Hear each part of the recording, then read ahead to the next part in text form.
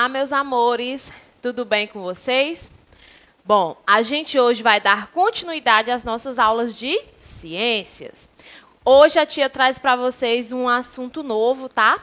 E eu espero que vocês gostem, que vocês consigam aprender juntinho comigo mais esse assunto de ciências.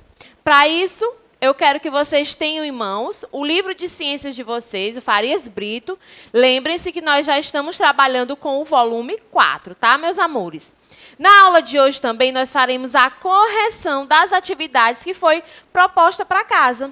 Para isso, pegue logo o seu estojo, o seu material de estudo para você acompanhar direitinho, passo a passo, a nossa correção, tá certo? Aqui a gente vai rever o conteúdo que nós iniciamos de ciências, tá? Aqui vocês podem ver as páginas que a gente vai corrigir. É a página 188 a 191 e também a página 275 do Plus, certinho? Coloquem logo aí pertinho de vocês para não precisar sair durante a aula. Vamos começar?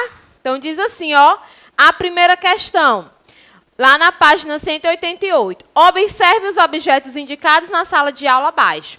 Depois, escreva de que materiais esses objetos são feitos.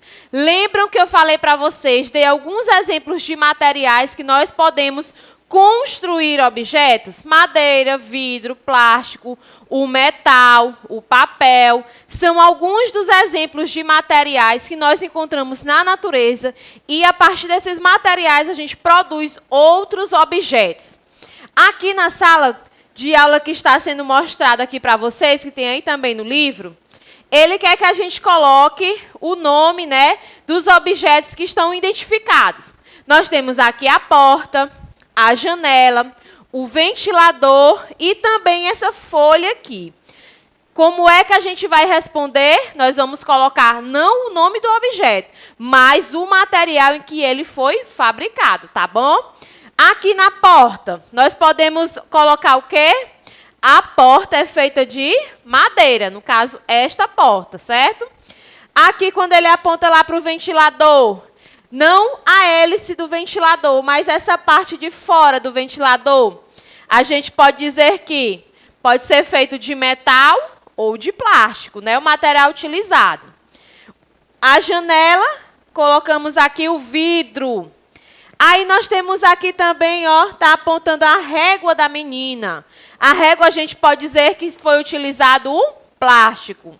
Logo em seguida, a folha. A folha, claro, utiliza-se o papel, certo? Então, esses são os materiais que foram utilizados na fabricação desses objetos. Continuando. Na segunda questão, você vai destacar os adesivos da ficha, lá na página 58, na pasta.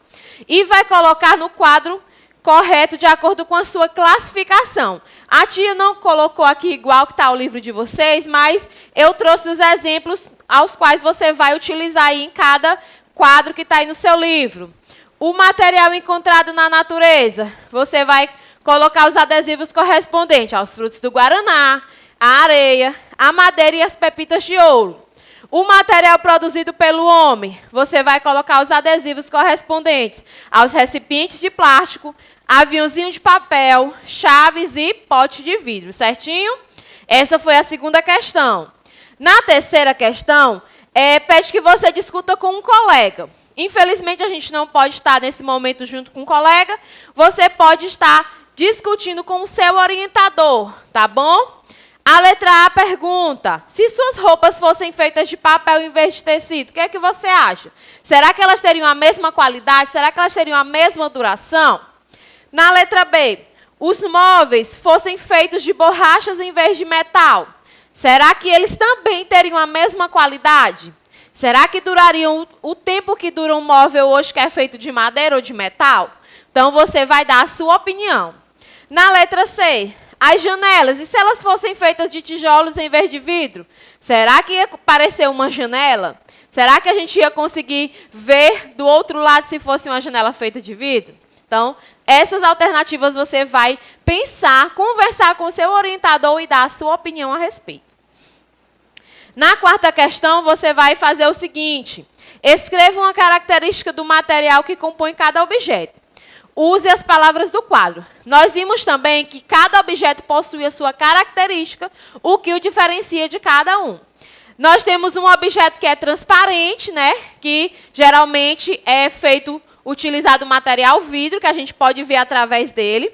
Um material brilhante, que muitas vezes é feito de metal, que, de acordo com a sua fabricação, ele ganha essa cor brilhante. Maleável, aquele material que pode ser dobrado, que pode ser colocado de outras maneiras. Então, ele é maleável. Aí abaixo nós temos aqui alguns objetos. Nós temos as toalhas, essa garrafa aqui de vidro e também um cadeado. Para que a gente possa colocar aqui a característica de cada um deles, a gente vai observar. Vamos aqui à toalha. Como é que será que é feito quando você pega essa toalha? Será que ela é brilhante, transparente ou maleável? O que é que você acha? Qual é a característica que a gente pode empregar a esse objeto? Então, se você colocou maleável, está certíssimo. Já a jarra aqui de vidro, essa bem fácil, né? A gente pode ver que uma característica dela é que ela é o quê? Transparente, que a gente pode ver por ela. Observar alguma coisa também quanto ao cadeado. Foi o que restou aqui, que ele é brilhante, ele é feito de um metal que ganhou essa cor brilhante, certinho?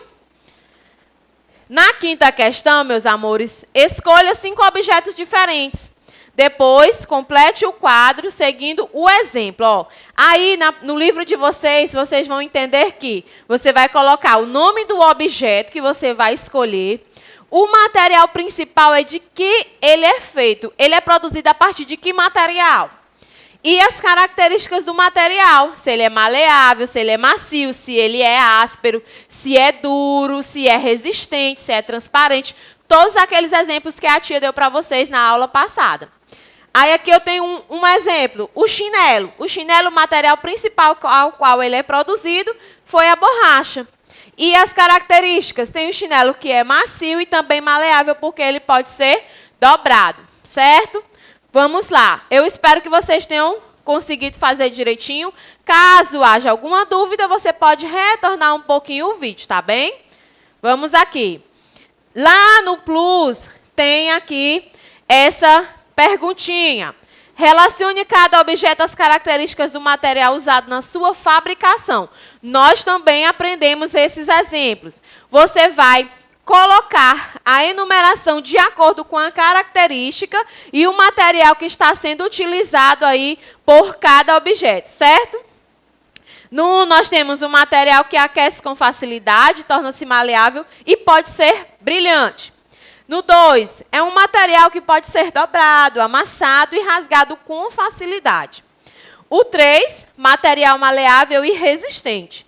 Pode ser dobrado e amassado. No 4, nós temos material resistente a quedas. Pode ser cortado ou esculpido em diversas formas. E o número 5, que é um material transparente, com pouca resistência e que quebra com facilidade, certo? Então, você vai observar as características e o número correspondente para colocar aqui, ó, em cada um desses objetos. Nós temos a mesa de madeira, um aquário de vidro, um copo de plástico, tesoura de aço, brinquedos de plástico e barco de papel. Então, observe lá como a tia teve que dividir aqui. Você vai, ó, olhar as características, o número e identificar cada um dos objetos. Então, o primeiro nós vamos colocar aqui o 4, né? Que é uma mesa de madeira. Depois temos o vidro, que a gente vai enumerar com o número 5. No copo de plástico, você vai enumerar o número 3, que é correspondente à característica presente lá. E na tesoura de aço, vamos colocar o número 1. No brinquedo de plástico, novamente a gente vai colocar o número 3. E, por último, o 2, que é o barquinho de papel, né, que corresponde ao material que é frágil. Então, certinho, tudo ok? Quem não conseguiu responder adequadamente, você pode colocar aí as alternativas como a tia corrigiu, tá certo? Agora nós vamos a um novo conteúdo, vamos dar continuidade, continuar falando sobre matéria. Hoje a gente vai aprender os estados físicos da matéria. Também aí no seu livro de ciências, tá? Você pode acompanhar as características, como é que é feita essa mudança de estado, onde a gente encontra essas matérias no estado sólido, líquido ou gasoso.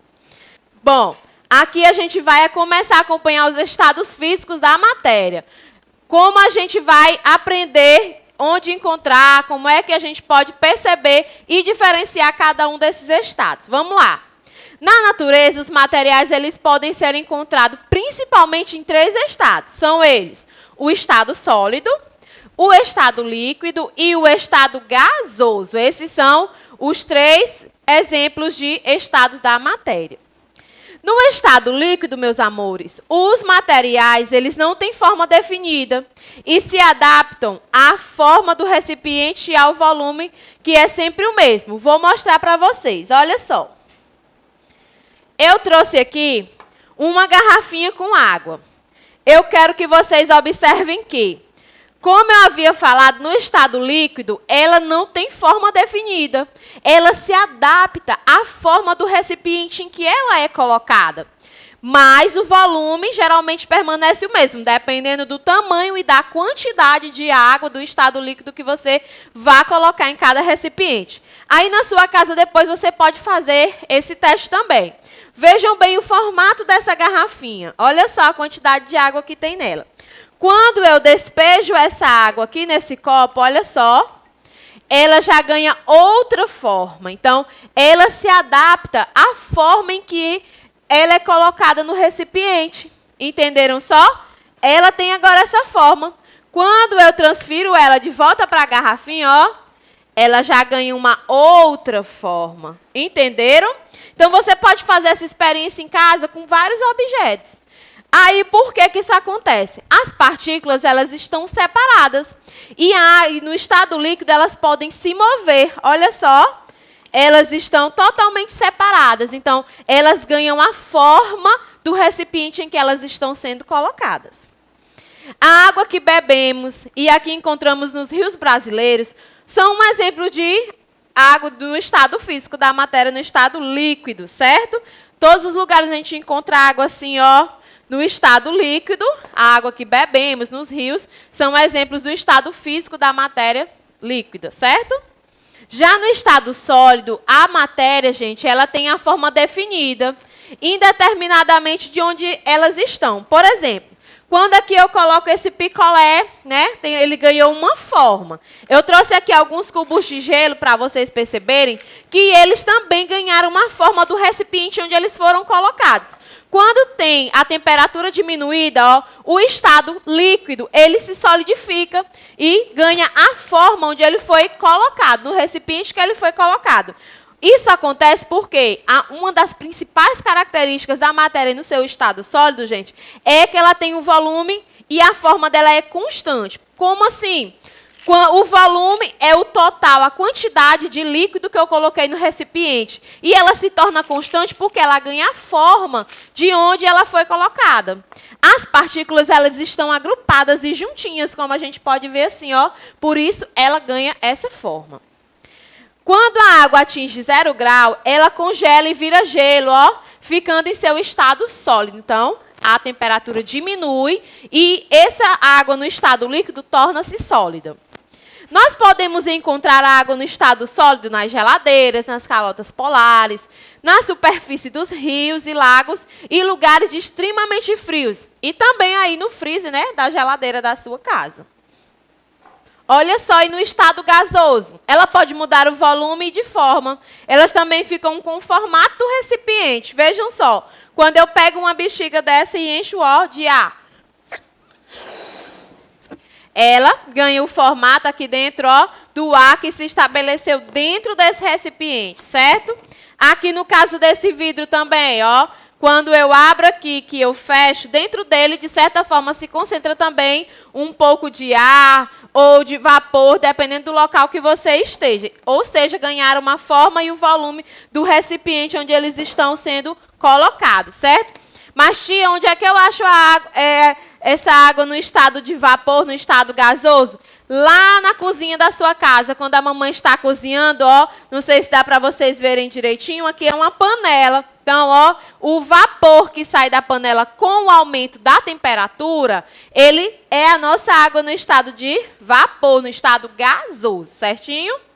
No estado gasoso, as partículas, diferente do estado sólido, elas estão totalmente separadas e se movem livremente. Por isso que elas não têm forma definida assim, ó, quando estão no ar. Elas estão evaporando e elas ficam totalmente separadas, certo?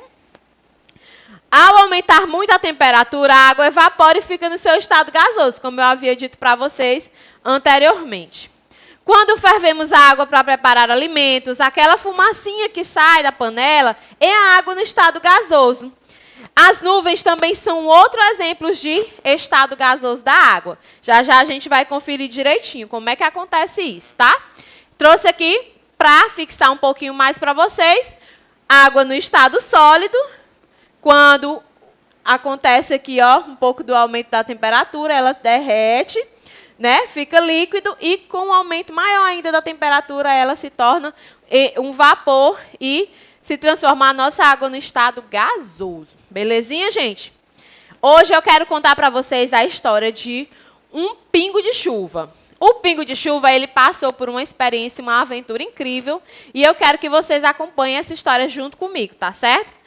Agora, a gente vai ouvir a historinha, ó, do nosso amigo Pingo de Chuva. Pingo de chuva, meus amores, era uma gotinha de água que vivia, ó, em um lindo lago junto com outras gotinhas.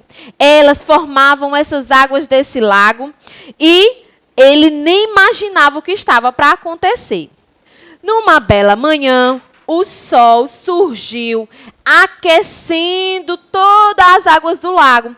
Gente, ficou tão quente, mas tão quente, que de repente o pingo de chuva começou a se sentir leve e começou a voar e a subir e a subir.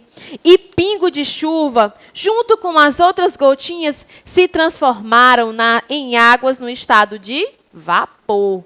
Olha só o que foi que aconteceu depois. Pingo de chuva, então, encontrou, ó, uma nuvem. Então, ó, essa gotinha foi se transformando em essa nuvem, olha só. Junto com as outras gotinhas, elas foram enchendo aquela nuvem de gotinhas, ó. E aí, a nuvem, ela foi engordando, engordando, e ela se sentiu tão pesada, junto com as outras gotinhas em forma de vapor. Um belo dia, o vento, ó, veio soprando bem forte. E essa nuvenzinha, ela começou a passear. Ela foi passeando e viajou por diversos lugares. Gotinha de chuva, ó, que estava lá dentro daquela nuvem, ele pôde perceber e conhecer, passou por cima de diversos lagos, rios e mares. Ele conheceu muitos lugares diferentes. Logo em seguida, veio uma noite bem fria. Nessa noite, gente, fazia tanto frio, que começou a chover. Choveu muito mesmo nesse dia. E então, o que foi que aconteceu? As gotinhas, ó, ficaram tão pesadas nessa nuvem que ela virou de cabeça para baixo, ó. E começaram, ó, a cair as gotinhas. Gotinha por gotinha foi caindo. E junto com elas, ó, o nosso amigo pingo de chuva. Lá de cima dessa montanha fazia muito frio, e todas as gotinhas foram ficando assim, ó, bem juntinhas, bem agrupadinhas, e se transformaram em um pequeno floco de gelo. Nesse instante, gotinha de chuva se transformou, ó, se viu transformado em uma gotinha, né, em um pedacinho de gelo. No dia seguinte, o sol realmente apareceu, surgiu esquentando tudo. E gotinha de chuva, ó, juntamente com as outras gotinhas, começaram a descer, escorrer pela montanha e voltaram, ó, a formar as águas do lago novamente. Aqui, gotinha de chuva, ó, vive atualmente bem feliz e voltou aqui a estar no lago junto com as outras gotinhas. A tia contou a história um pouquinho rápido, mas o que eu quero que vocês percebam? eu quero que vocês percebam os estados que a gotinha se aventurou. A gotinha se aventurou no estado líquido, quando ela estava aqui no lago formando as águas. Logo depois ela se sentiu leve, com o aumento, né? Quando o sol chegou, aumentou um pouquinho a temperatura, ela se sentiu leve, se transformou no estado de vapor e transformou-se em uma nuvem, juntamente com as outras gotinhas. Logo depois, em uma noite muito fria, ela se solidificou, se transformando em um pequeno pedacinho de gelo. E, novamente, quando o sol surgiu, ela voltou ao seu estado de vapor, foi descendo, descendo até chegar ao lago e voltou-se ao seu estado líquido. Na natureza, meus amores, a água, constantemente ela muda de estado. Ela fica no estado líquido, logo depois no estado de vapor, no sólido, retorna para o estado líquido. É um ciclo, tá bom? E aqui, para a gente finalizar, vocês podem estar observando as páginas que vocês vão fazer aí em casa, tá? Um forte abraço e até a próxima aula.